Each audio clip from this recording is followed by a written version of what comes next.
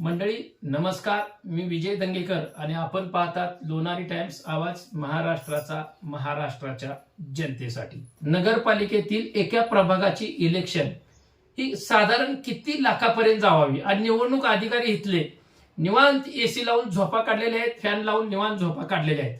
जे कर्मचारी गाडी फिरती निवडणूक आयोगाची डिजिटल बोर्ड लावून, त्या गाडीला सध्या त्या गाडीतल्या कर्मचाऱ्यांना सध्या माहित नाही जयसिंगपूर शहरामध्ये निवडणूक आयोगाच्या गाईडलाईननुसार पैसा खर्च झालाय, त्याच्या कितीतरी 10, 20, 50 पटीनं पैसा खर्च झालाय, 100 पटीनं पैसा खर्च झाला असेल असं माझं तर स्पष्ट मत आहे।